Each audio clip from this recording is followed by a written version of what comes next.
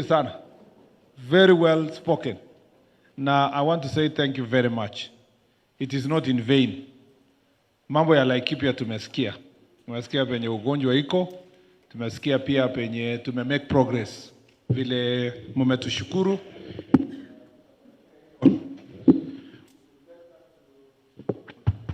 We'll take to this His Excellency the President. Mwambie make progress mpaka hapa, lakini bado kuna kazi kutoka hapa mpaka pale. Na kabla sijajibu yale mmesema, wacha niseme kwanza kidogo hata yangu, munisikilizie yangu. Ndio. Kwanza kabisa tumekuja hapa kama grassroots leaders. Na tumekuja na viongozi wenzetu. Sisi saa hizi kidogo tu. Saa hizi, including those of you who have come from Dol and Laikipia North, saa hizi village huko yote, county mzima, wanajua shida yao imemalizwa kwa hii room. Because hakuna mtu mwingine, ama unafikiria kuna mwingine? Apart from you, hakuna mwingine. So you are nyinyi ni watu wa maana sana. You are very important leaders. Na nyinyi, nimesema nyinyi, without you, government haiwezi fikia mwananchi. Without the OCS and the chief, of course, and the assistant chief, government haiwezi fika the lowest level. So security is actually in this house. Ile solutions yote, ile maswali tumeulizwa, it depends on all of us from here at the podium, mpaka nyinyi mkiwa hapa chini. So, and if you are the solution for this problem, then there are things that we must do. Number one, we must do our job. Kila mmoja mwenye ako hapa aliomba kazi. Na aliomba akisubiri. From police in chief to assistant chief to me. Kila mmoja aliomba kazi.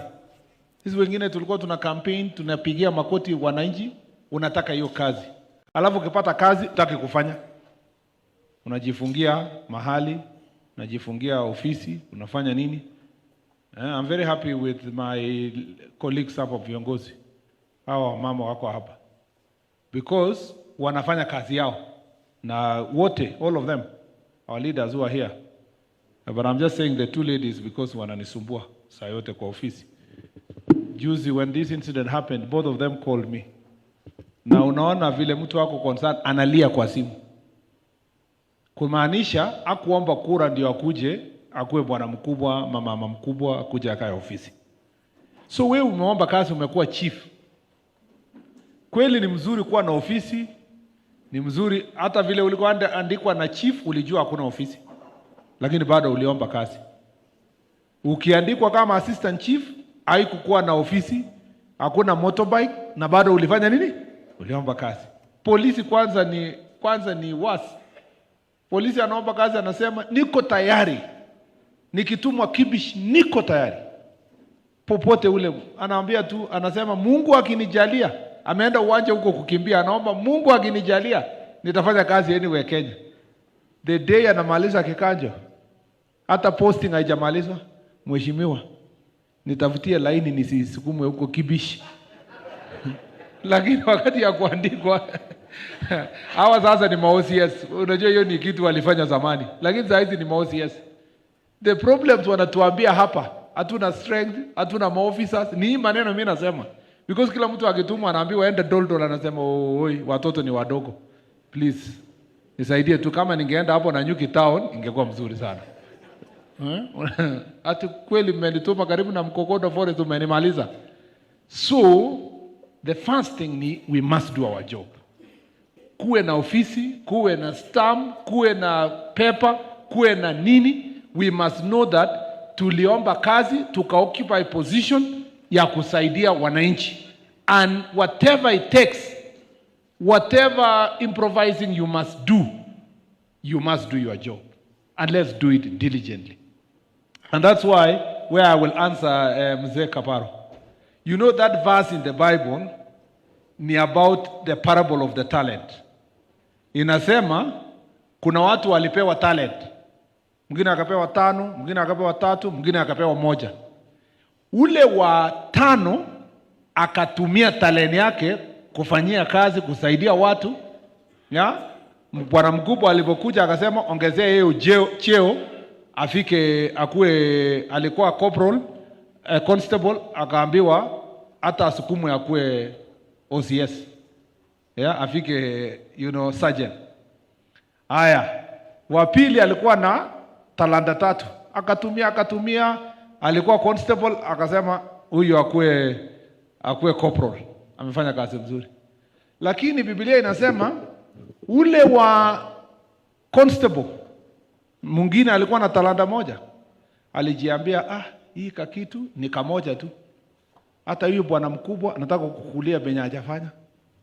Hata wanasumbua watu. Akalalia nini? Ile talanta. Hakufanya chochote. Ndio Biblia inasema akanyang'anywa hiyo moja hata ako nayo, ikapewa huyo alikuwa na 5 kwa sababu aliongeza ikakuwa mingi. So let me tell you, part of the reasons why we don't succeed in life, we don't grow, we don't progress, is because tunafanya wote kazi tukitarajia promotion haraka. Tusipoonwa after week, mwaka 2, 3, 4, 5 unakufa moyo, unasema tutazama laini wache ipotee. Lakini kuna mwingine anaendelea tu, tukienda kila mahali, hata waziri ukipita mahali unaona raia wanasema tu hii OCS waziri kabisa. Ukipata nafasi ambia IG promote mtu. Hii ni mwanaume kabisa anajitolea. Huyu unaona huyu chief amemaliza pombe kwa hii village. Unaona huyu chief amejitolea. Mpaka amejitolea ako mbele kupambana na mambo ya banditry. That way we will be able to grow together. We will make a difference. Hata wale tunafanyia kazi wataona kwamba tunafanya kazi. Granted, sisi lazima tufanye ile vitu yote na ndajibu. Lakini wewe kwanza ukuwe na the right attitude. Number 2, jua kazi yako. Sikuwe mtu hata ajui kazi yake ni nini. Tafuta njia ya kujielimisha, kuongeza akili na maarifa. Again, nyinyi mmeomba training. We will train you, but also go out of your way to learn your job. Wewe ni chief, unaenda baraza. Unafika huko, mtu anauliza, na hii kitu ya SHA? Wewe unasema, nimesikia hata hii mambo ya SHA, sijuangi sana, lakini unaulizwa, na ni shilingi ngapi kuregister SHA? Wewe chief unaambia watu, hata mimi sielewi vizuri hii kitu yao ya SHA, lakini wamesema register. Sasa wananchi wanaona, wanasema, ni kama hii chief ako opposition. Because chief hata ni opposition number 1 ya mambo ya SHA. Hata ukiona body language ya chief tu anakuambia hii housing na hii watu ya housing. Hivi nani aliambia hawa ati tunataka nyumba? Si kila mtu ako nyumba yake.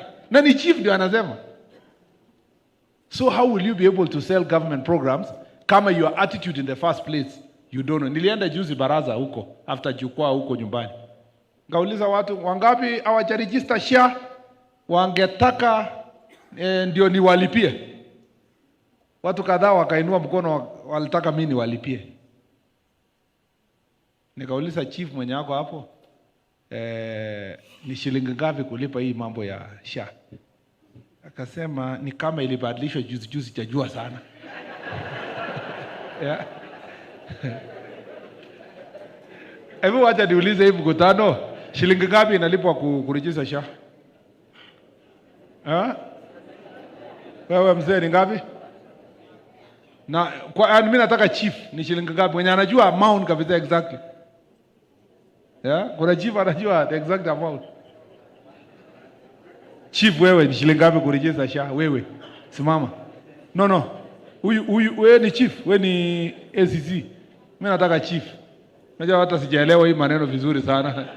Hata mimi mwenyewe nitakana kupelekwa kikajo. Chief, wewe simama. Ama assistant chief, whoever you. Ni shilingi ngapi kuregister? Very good. Uko mbele sana. Promotion ikuje. No, you know many people don't even realize kuregister to SHA ni free. Yeah? Very simple information. Chief, ungekuwa umefika baraza uambie watu kuregister SHA ni free. We want you to register SHA. Lakini sasa wewe chief mwenyewe ndio unaambia watu hii SHA ni expensive. Mimi naona hii machivi hapa wamejaribu, pongezi, wamejaribu. Nilikuwa naona kuna watu wanasema ni free lakini wanajiuliza ni kama sio free. They were not very sure. So you need to know at least the basics of government projects. Understand the environment you operate in. You will never be able to serve better if you are not also adding yourself knowledge, ujue nini inafanyika. Ya tatu, yenye ningetaka niwaambie before nijibu hizi, ni kwamba you need to know that our ministry, your office is as good as your integrity. Kama we ni OCS na kila mtu anajua unachukua hongo, kila mtu, yeah? Watu wanatoka tu ofisi yako wanasema tunaenda kuripoti kwa OCS, watu wanasema, watu wanajua tu lazima ukuwe na 5,000, 10,000, 10,000 ngapi. You are lowering the integrity of your office. You are the people who are making wananchi wakasirike na serikali. Na unajua shida ni moja, wananchi wale wengine hawajui mambo ya wewe OCS.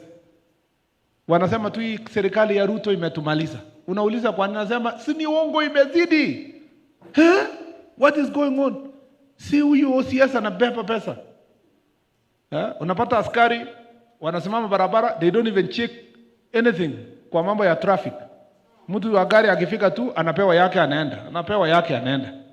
So it is this very corruption hii. Chief naomba asainie kitu, anasema lete kitu ya kalamu. You know?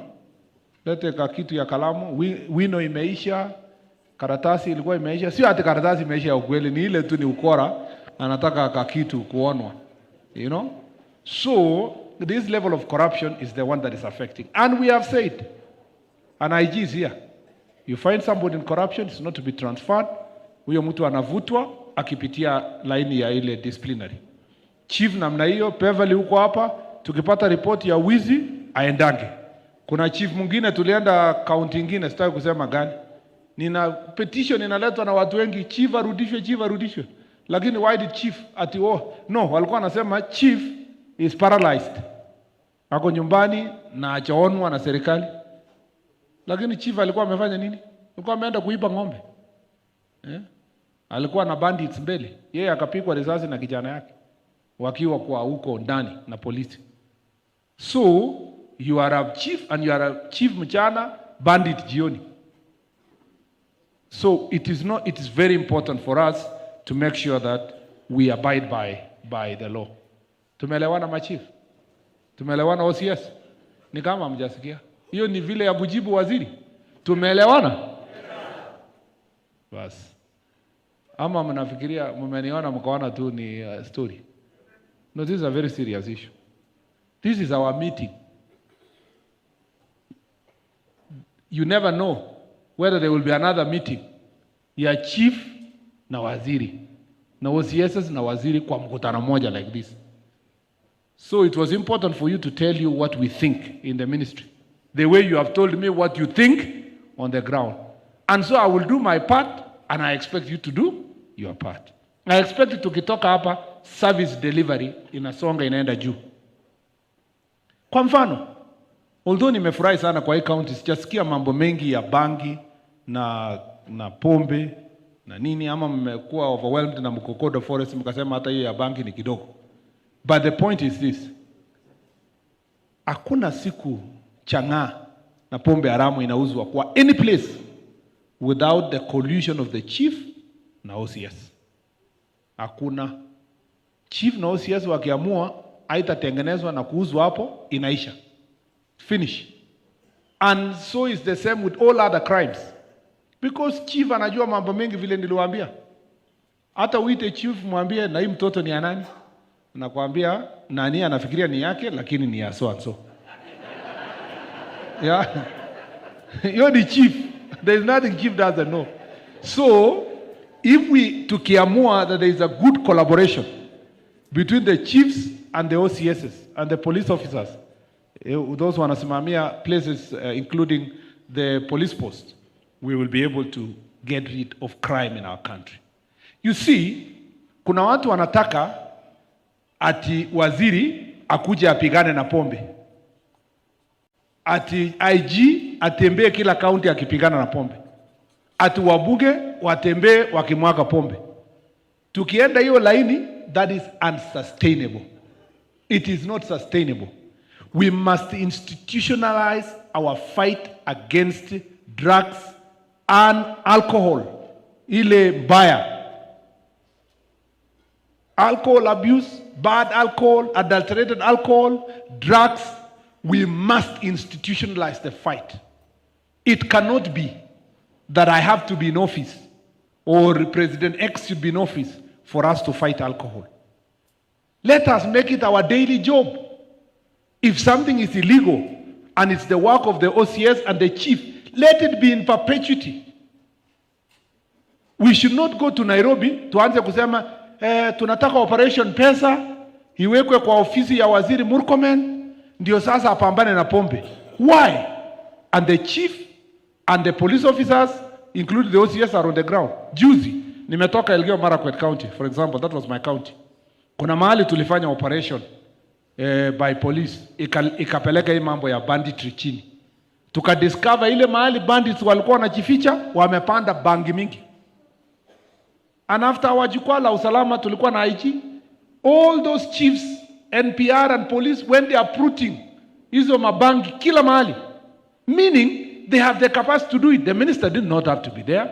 Even the OCP didn't have to be there. Even county commander, chief, OCS, NPR, and police on the ground can do their job if we institutionalize the fight against drugs and alcohol abuse. It must not be dependent on the minister loitering every place. Kwa sababu kuna wengine walikuwa ofisi majuzi tu na sisi. Mudisaidia ofisi ya deputy president iwekwe pesa ya kupigana na pombe.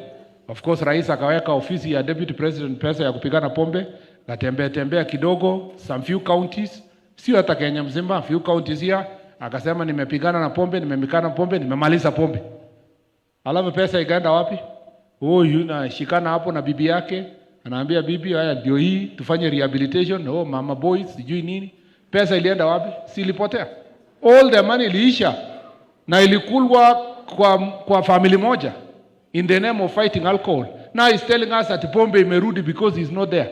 If you had finished the pombe, why is it back? If you had finished it, why is it back?